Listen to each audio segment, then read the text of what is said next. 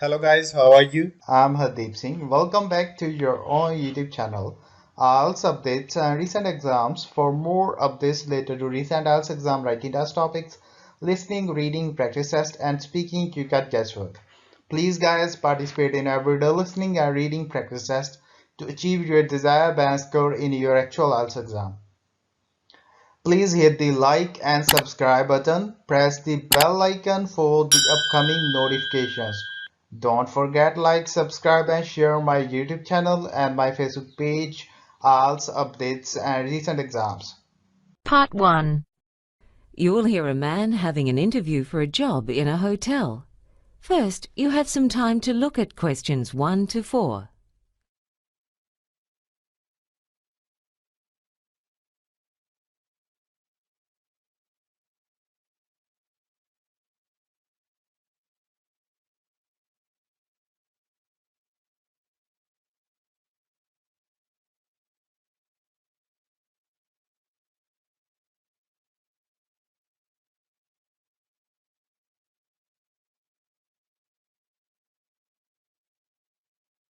Now listen and answer questions 1 to 4. Good morning, Mr. Peters. Please come in and have a seat. Thank you. My name's Gloria McKell. I'm the personnel manager here. Now, before we start the job interview, I just need to get a couple of details from you. Sure. Now, first of all, I'd just like to confirm I have the correct details. Your name is George Peters, isn't it? Yes. And your contact phone number is 0438 637 935? That's right. The man's phone number is 0438 637 935. So 0438 637 935 has been written next to the example on the question paper. Now continue with questions 1 to 4. We have vacancies for a couple of positions in our hotel at the moment. Which position are you interested in applying for? Room service. Room service, right. Now, I'd like to find out a little about your employment background. Have you worked in a hotel before, or have you been employed in any capacity in the hospitality industry? I've never actually worked in a hotel, but I've been a waiter in a couple of different places. Oh, good. I'm sure that experience will come in handy. Also, at the moment, I'm doing a course. Oh, what are you doing? I'm studying tourism management. I'm in the second year of a 3-year course. That's good to hear. Oh, by the way, we have quite a few international guests staying here. Do you speak any foreign languages? I did French at high school, and I'm studying Korean as part of my diploma course. And how well do you speak those languages? Well, I can have a simple conversation in French, but my Korean's still fairly basic, though I think it'd come in handy with room service. Good. Before you hear the rest of the conversation, you have some time to look at questions 5 to 10.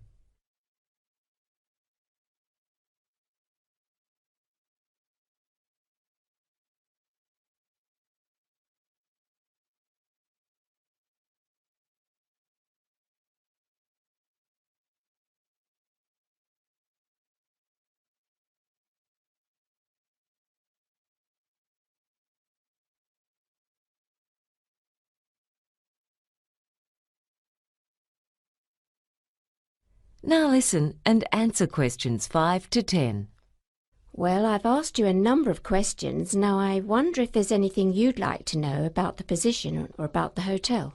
Could you tell me what the duties are of doing room service? I mean, I've got a vague idea, but it'd be good to know exactly what it involves.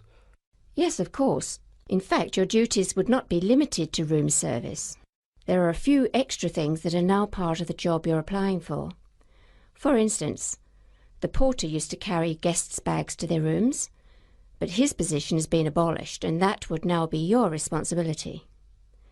Unlike a waiter, you don't take their orders for food. The kitchen staff does that by phone. Right. If you're on afternoon shift, you also have to take the afternoon newspapers to the guests who've ordered them. But if you're on the morning shift, it's done by the concierge. You're qualified to serve alcohol, aren't you? Yes. Good, because on evening shifts you may have to serve in the hotel bar. What else? If a guest calls to say there's a problem with some of the equipment in the room, if it's something simple like one of the light bulbs is blown, then you replace it. But if it's something more complex, say if the TV isn't working, you leave that to the technical staff. I see. Oh no, sorry, there's been a change in that. In fact, now all electrical work has to be done by the technical staff. It's an occupational health and safety issue. Better to be safe than sorry, I suppose. Yes. You don't have to do any of the cleaning, though you do have to remove any dirty plates the guests have used in their rooms. The cleaners are the ones who make sure the fridges have the right amount of drinks and snacks in them. There are a few other duties, but basically room service plays an important role in maintaining guest satisfaction, and so a friendly attitude and efficiency are what's required. Oh, that goes without saying.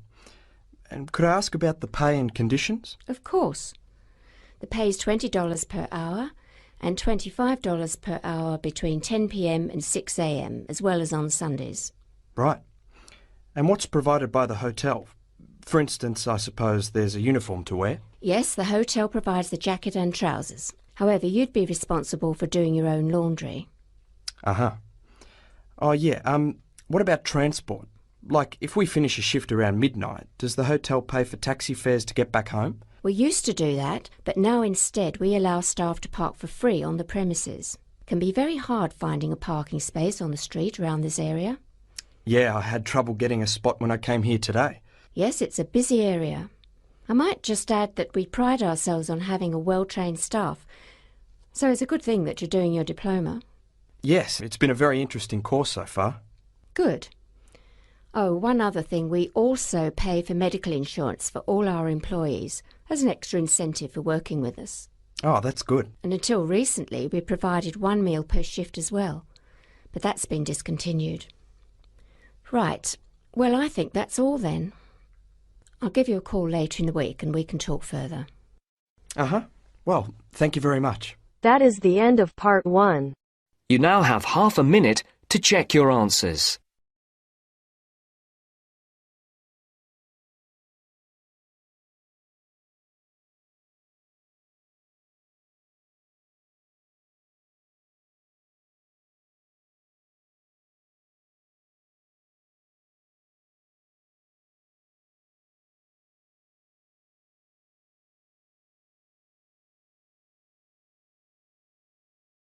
Now turns to part 2. Timothy Curtin is an officer at the Department of Immigration. You will hear him talking to foreign students at a business college regarding visa regulations. First, you have some time to look at questions 11 and 12.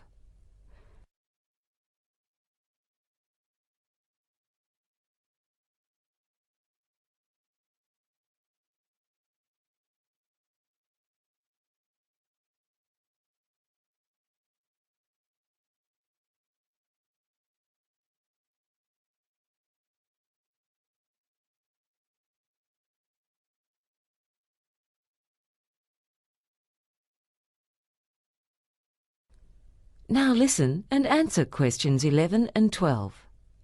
Good morning, everyone. My name's Timothy Curtin, and I work for the Department of Immigration. I've come along today to give you some information about visa regulations so as to make your stay here a bit easier. I'll be telling you about some of the rules for those on student visas and particularly about how to extend your visa. Now, I'm from the Atwood office of the Department of Immigration. At our office, we mainly process work visas. However, in the office where I used to work, I dealt mainly with student visas, which is why I was chosen to speak to you today. For other matters, such as residency applications or medical visas, you need to go to the Hampstead office of the department. For visas for people who are here on holidays, you can go to any office of the Department of Immigration. As you would know, there are certain conditions for people who hold student visas. For instance, if you move, you have to tell your college. The college then has to inform the department by mail, giving both your old and new address. You can change the college where you study, but you have to let the department know that you've enrolled with a new college. You're also allowed to work, but remember that the maximum you can work is 15 hours per week, because you're here as full-time students, so your main focus has to be on studies. You can also take up to 3 weeks holidays between courses. If your marital status changes, you have to inform the department and provide us with a copy of the marriage certificate within a month of the wedding. Before you hear the rest of the talk, you have some time to look at questions 13 to 20.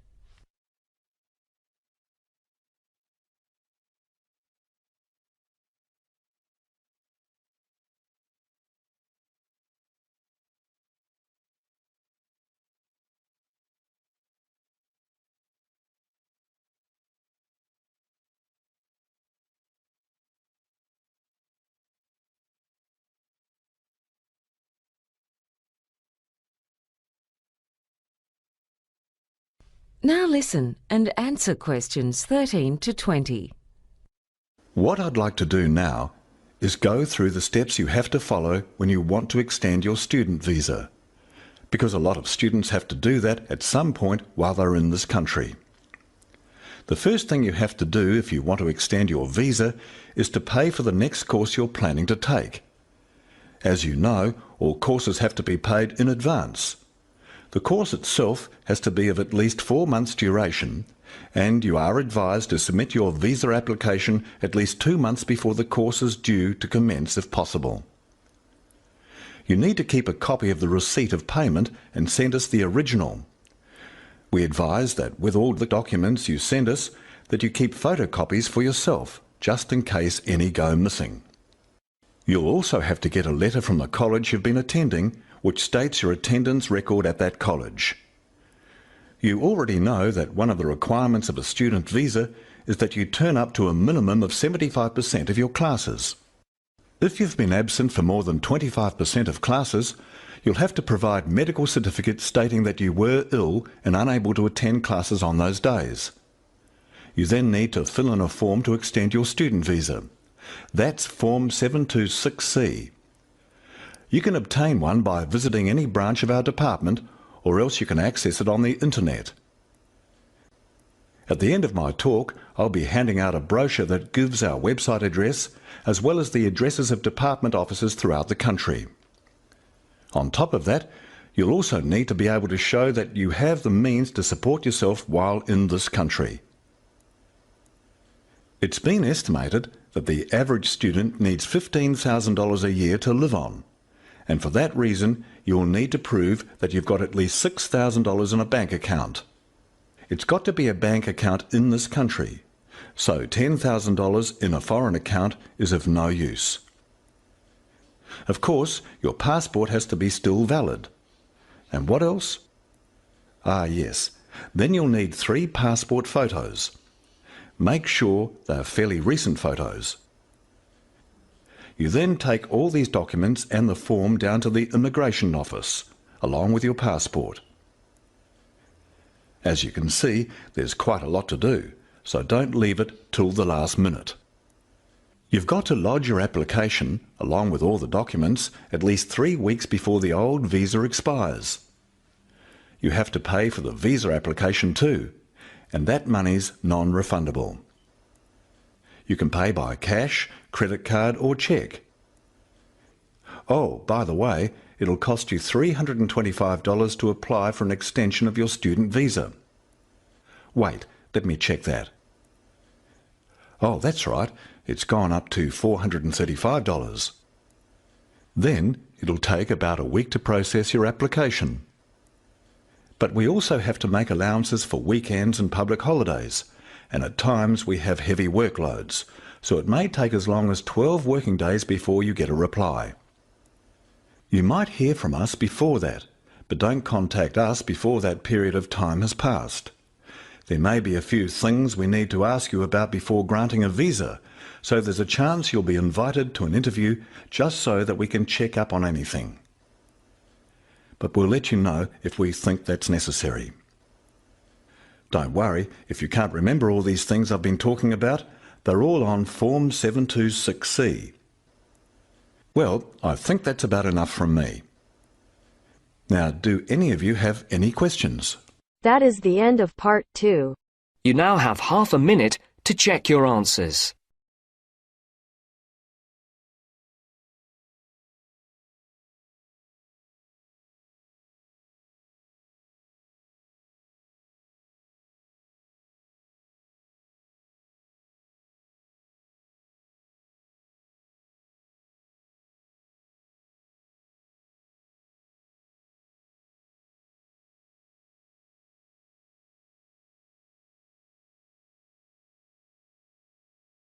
Now turns to part 3.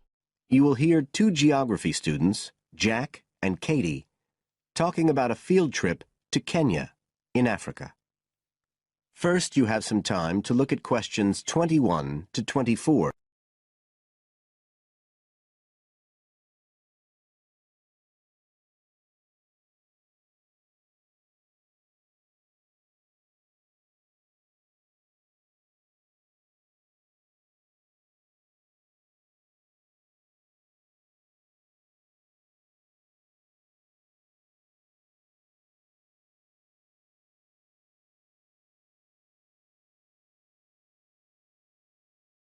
Now listen carefully and answer questions 21 to 24. Katie, hi. Thanks for inviting me round. Oh, thanks for coming. I know you're up to your neck in finals revision, but I've got to make up my mind about next year's geography field trip, and I'd really like your advice. We've got to choose between an African trip and one in Europe. They've told us a bit about both trips in the lecture, but I really can't make up my mind, and I know you did the African one last year. That's right. So, where exactly did you go? I mean, I know it was in Kenya, in East Africa. Yes. Well, we were right up in the northwest of the country. It was beautiful. We stayed in a place called the Marich Pass Field Studies Centre. Right. Dr. Rowe said the accommodation was traditional African-style cottages. He had a special name for them. Bandas. Yes, they're fine. You have to share, 2 or 3 people together. They're pretty basic, but you have a mosquito net. They don't provide spray, though, so remember to take plenty with you. You'll need it. And there's no electricity in the field centre. You'll have hurricane lamps instead. They give a good light. It's no problem. What about places to study? Dr. Rowe said there was a library? Yes, but it's quite small. There's a lecture room as well, but most of us worked out in the open air. There are plenty of places outside, and it's so beautiful. You're right in the middle of the forest clearing. I gather it's a relatively unmodernized area. Definitely. They actually set up the centre there because it's on the boundaries of 2 distinct ecological zones. The mountains, where the people are mainly agriculturalists, and the semi-arid plains lower down, where they're semi-nomadic pastoralists.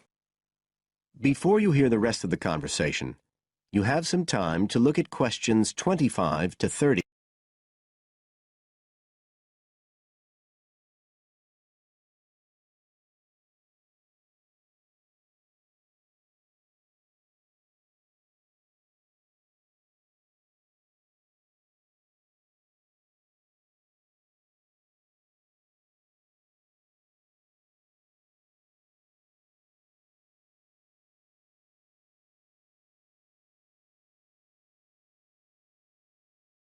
Now listen and answer questions 25 to 30.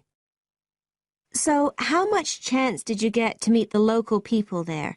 Did you get the chance to do interviews? Yes, though we had to use local interpreters, but that was okay. Then we did field observation, of course, looking at environmental and cultural conditions, and morphological mapping. What's that? Oh, looking at the surface forms of the landscape, the slope elements and so on. What about specific projects? Yes. After the first 2 or 3 days, we spent most of our time on those. We could pretty well do what we wanted, although they all had to relate to issues concerned with development in some way. People did various things. Some were based on social and cultural topics, like the effect of education on the aspirations of young people, and some did more physical process-based studies, looking at things like soil erosion. My group actually looked at issues relating to water, things like sources such as rivers and wells, and quality and so on. It was a good project to work on, but a bit frustrating. We felt we needed a lot more time, really. Right. Dr. Rowe did say something about limiting project scope. Yes, he told us that too at the beginning, and I can see why now. What else? Well, we had some good trips out as part of the course. We went to a market town, a place called Sigur. That was to study distribution. And to look at agricultural production, we went to the Weiwei Valley. That's an important agricultural region. And what about animals? Did you have a chance to go to a national park? Sure. We did a trip on the last day, on the way back to the airport at Nairobi. But actually, there was lots of wildlife at the field centre. Vervet monkeys and baboons and lizards. It does sound good. It was excellent, I'd say. In terms of logistics, it was very well run. But it was more than that. I mean, it's not the sort of place I'd ever have got to on my own. And it was a real eye-opener. It got me really interested in development issues and the way other people live. I did find it frustrating at the time that we couldn't get as far as we wanted on the project. But actually, I'm going to follow it up in my dissertation. So it's given me some ideas and data for that as well. So you'd say it was worth the extra money? Definitely. That is the end of part 3. You now have half a minute to check your answers.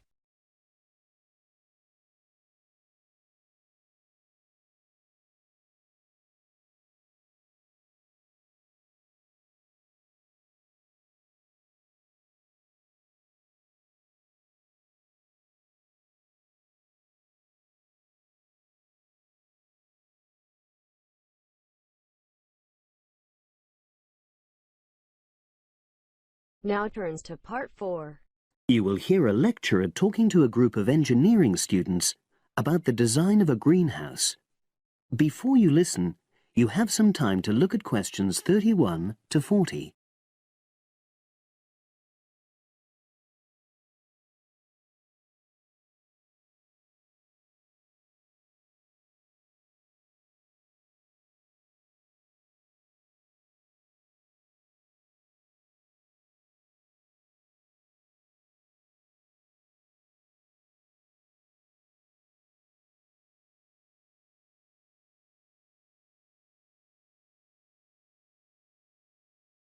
Now listen and answer questions 31 to 40.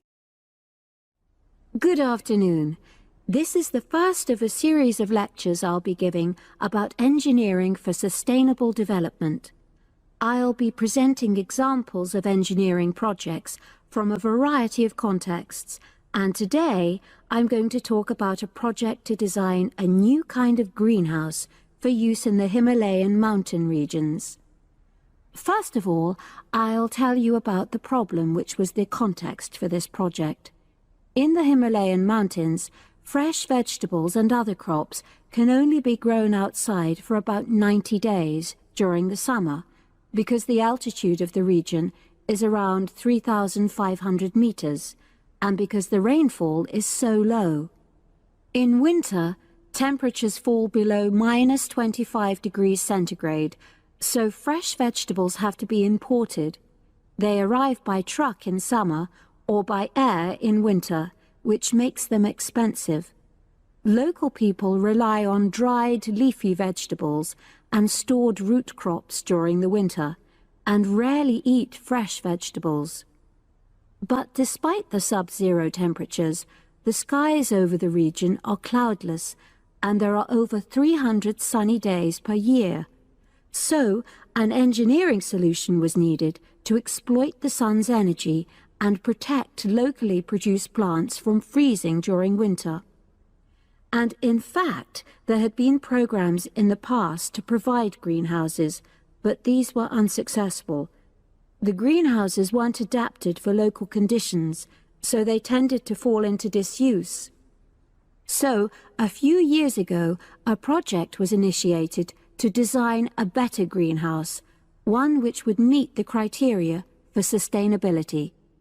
So, what are the criteria for sustainability? Well, first of all, the new greenhouse is designed to be relatively simple, so construction is cheap. Locally available materials are used wherever possible. The walls are generally constructed of mud bricks, made locally, although in areas of high snowfall, more resilient walls of stone are needed. Rammed earth is also used. The main roof is generally made from locally available poplar wood, with water-resistant local grass for the covering. In addition, the construction and maintenance of the greenhouse is done by local craftsmen, so local stonemasons are employed to build the greenhouse walls, and specialized training is provided for them wherever necessary. Then, the greenhouse is designed to run on solar power alone. There's no supplementary heating. And lastly, families are selected to own one of the new greenhouses with great care. They have to have a site which is suitable for constructing it on. They also have to be keen to make a success of using it, and also to share the produce with the wider community through sale or barter. Potential owners are taken to see existing greenhouses before they make a final decision about having one. So, those are the features which make the project sustainable. And now, I'll briefly describe the design of the greenhouse. The greenhouses are orientated very carefully along an east-west axis, so that there's a long south-facing side. The transparent cover on the south-facing side is made from a heavy-duty polythene, which should last for at least 5 years. On the inside of the greenhouse, the walls are painted. The rear and west-facing walls are black to improve heat absorption, but the east-facing wall is white to reflect the morning sunlight onto the crops inside. Finally, there's a door in the wall at one end, and vents are incorporated into the roof, the door, and the wall at the other end to enable control of humidity and prevent overheating. I'll turn now to the benefits which have resulted from the introduction of these new greenhouses. These benefits are of various kinds, but for now, I'll just mention the social benefits. First of all, people who own a greenhouse gain social standing in their communities because they provide vegetables for the wider community, for regular consumption as well as for festivals, and they also earn income. Secondly, because in rural areas it is women who usually grow the food, the greenhouses have increased their opportunities. They bring the benefits of improved nutrition and increased family income from the sale of surplus produce. And thirdly, as a result of their improved financial position, some families can now afford to educate their children for the first time. That is the end of part 4. You now have half a minute to check your answers. So guys, don't forget like, subscribe and share my YouTube channel and my Facebook page, IELTS updates and recent exams. For more updates related to recent IELTS exam writing test topics, listening, reading, practice test and speaking, you got guesswork. Please guys, participate in everyday new IELTS listening and reading practice tests to achieve your desired band score in your actual IELTS exam. For more IELTS material, visit my official website www.ieltsupdatesandrecentexams.com. The link is given below in the description. If you need PDF files of latest IELTS material, then please join my Telegram channel. So guys, please write your score below the comment section. Again, thanks for listening. God bless you all guys. Stay tuned, stay safe.